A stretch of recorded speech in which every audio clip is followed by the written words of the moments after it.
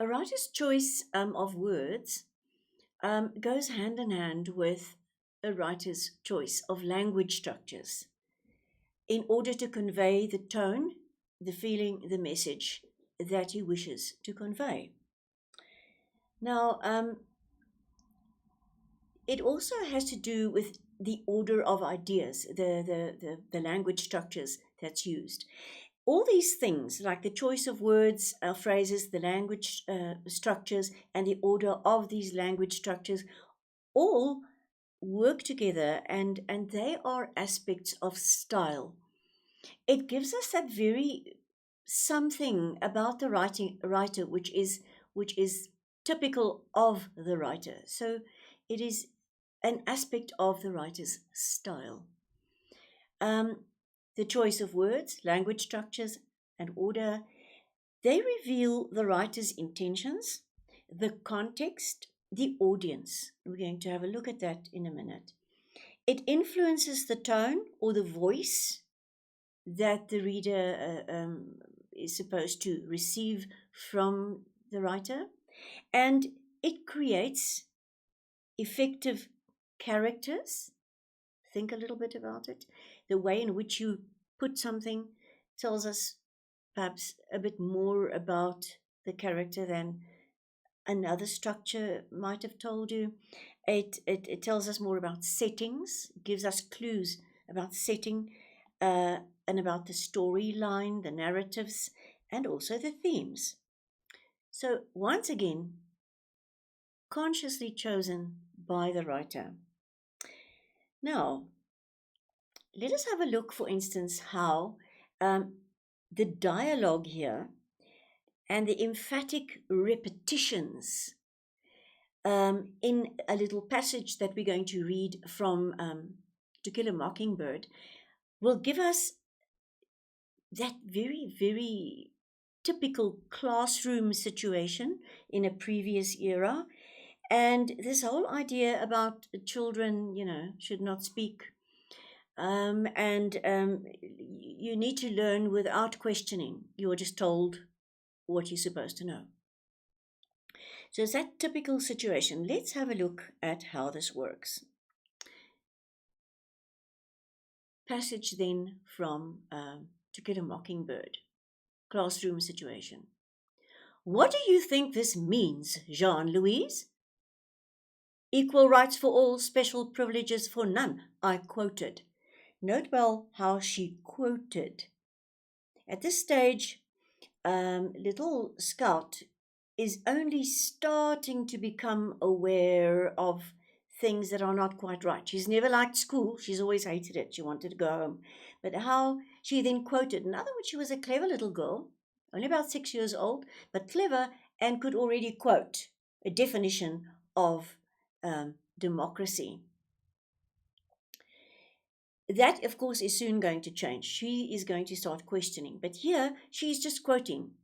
And she's now this bright girl, and she knows what the answer is. Very good, Jean-Louise, very good. Miss Gates smiled. Of course, that was a good answer, a good quote. In front of democracy, she printed, "We are a." Now, class, say it all together. We are a democracy.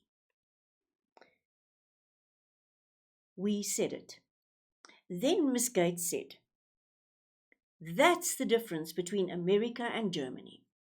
We are a democracy and Germany is a dictatorship." Dictatorship, she said. Persecution comes from people who are prejudiced. Prejudice, she enunciated carefully.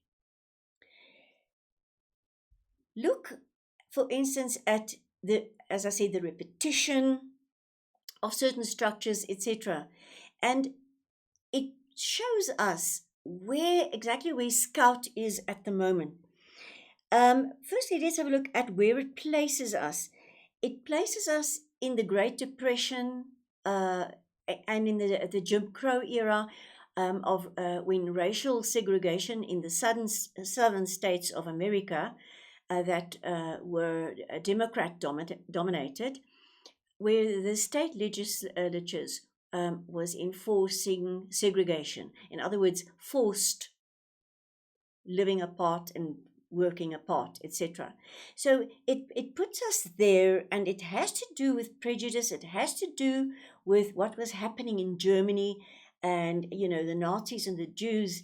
And this teacher was now telling them a certain thing about it, and she demonstrated by giving them the difference between democracy and what goes on in the rest of the world, and that America has it as a democracy. So Scout is faced with these terms that actually are quite foreign to her. So we're going to have a good look now, because she was then quoting definitions, etc. But we're going to now look how this incident, in other words, what she was taught in classroom, how she's going to question that later on. And it's going to be a phase in her growth and her maturation as a character. As we said, it gives us a glimpse of the setting, of the politics of the day, the context of prejudice teaching in the 1933 to 35s. As I said, it's the time of the Great Depression. And the tone that's created there is very typical of, the teacher telling children what to think and what to believe. It's authoritative versus questioning, which is now going to start happening when later on Scout thinks back to what they were taught that day in classroom. So Scout is taught to repeat without questioning, and this episode touches on themes. It touches on the theme of racism, which is going to come up, and of the theme of growth and maturation. Of course, that's in Little Scout. Another example of the use of language structures and diction, and how they work together to give us more information about characters, for instance, is in the picture of Dorian Gray, where we see that the extract that we're going to read will reveal the writer's intentions, will tell us something about the context of what's happening, about the audience, who this is supposed to be for, how it's told is influencing the tone or the voice of the writer that's coming through, and how it can create effective characters. We are going to learn more about Dorian Gray, about settings, about narratives. In other words, where in the narrative, in terms of the formal structure of a novel, for instance, where does it fit in? For instance, the rising action. And also it touches upon themes. Now, Dorian has just received a note from Lord Henry, and there was a newspaper article about the inquest on Sybil Vane's death. Now, Sybil Vane committed suicide after being shunned by Dorian Gray, telling her that he doesn't want her anymore, and she then commits suicide. Now, he's worried that people might blame him for her death. And now he has received, this magazine article and the note, and he is worried that Victor, his servant, might have read this and might have been thinking about it. Perhaps he had read it and had begun to suspect something. And yet, what did it matter? What had Dorian Gray to do with Sybil Vane's death? There was nothing to fear. Dorian Gray had not killed her. So can you see how he is sitting there thinking about this, worrying that there might be blame being thrown in his direction, but he starts thinking, I didn't kill her. But it's quite obvious through how he says this that there's an idea that he might have indirectly been responsible for her death. So going to look at what this reveals about the writers or the characters' intentions, the context, the audience. Um, what it reveals here is that the character convinces himself that he is not to blame for Sybil's death. In other words, he's in a state of denial. He feels something, or he's wondering whether he will be blamed by others, but he then convinces himself that, well, he didn't actually take a knife and kill her. He didn't kill her at all. So he's moving away from the blame idea. It influences the tone or the voice that the writer wants to bring across. We can see that he is definitely suspicious. Perhaps he had read it. Oh dear, what if? You see, we get that idea, the tone of voice he wants to bring across. It tells us about the narrative.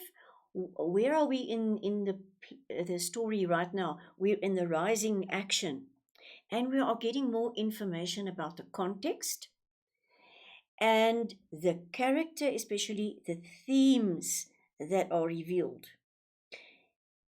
He is at a crucial point in his development as a character because he is now going to take, he's going to make a decision not to be blamed for anything, not to take responsibility for anything. Let's have a look at it.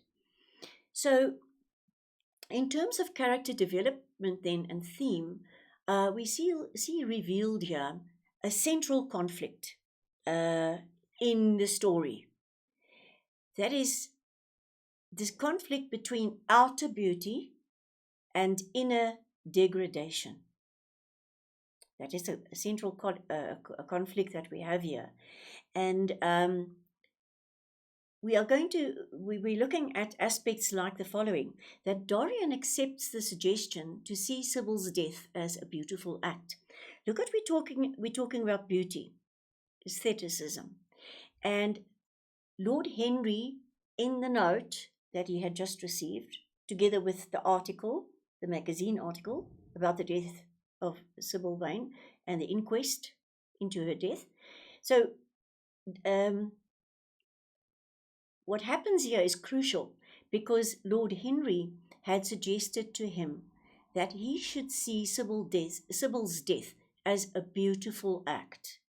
In other words, don't take it personally. She killed herself, but see it as a beautiful, heroic act. See it as something beautiful.